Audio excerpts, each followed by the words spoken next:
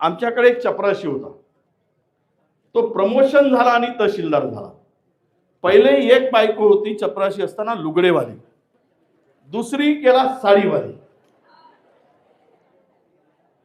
पहिल्यांदा तहसीलदार झाला, पण झेंडा फडकवायचा होता 15 ऑगस्ट म्हणून नवीन ड्रेस शिवायला दिला. नवीन ड्रेस आता कोणत्या गावचा टेलर वेळेवर शिवून देते? यांनी टेलरनी 14 तारखेच्या रात्रीला शिवून दिला. तहसीलदार दौऱ्यावरून आला होता. घरी आलेला ड्रेस घालून पाहिला. रात्री 12 वाजले होते. ड्रेस घातल्यावर पॅन्ट 4 बोट लंबा होता. काय करावं म्हणून लहान बायकोकडे गेला.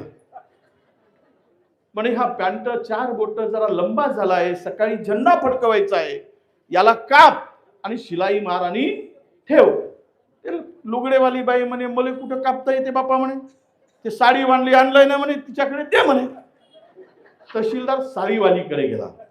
साडीवाली बायको म्हणे मला का तू पॅन्ट कापायसाठी आणलंस म्हणे, मी कापत नाही बाप्पा.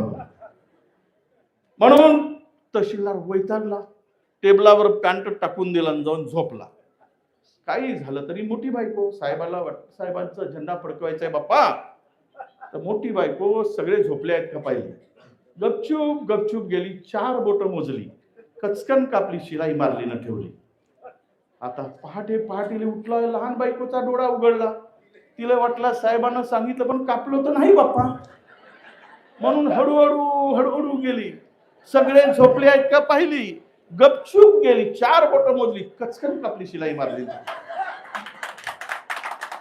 सकाळी उठला तहसीलदार, त्याला वाटला दोनही बायका नाही पाहिलं नाही, ऐकलं नाही माझं, म्हणून हा आड नाही पाहिला, उड नाही पाहिला.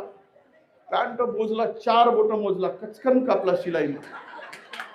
पॅन्ट घातला, पुन्हा घुटण्यावरी आला आणि तहसीलदाराचा पुन्हा चपराशी झाला. असेच या शहराला सुधीर भाऊ 4 बोट कापते आणि किशोर भाऊ 4 बोट कापते. उरला सुरला भैया कापून टाकते आणि शहराला चपराशी केल्याशिवाय राहणार.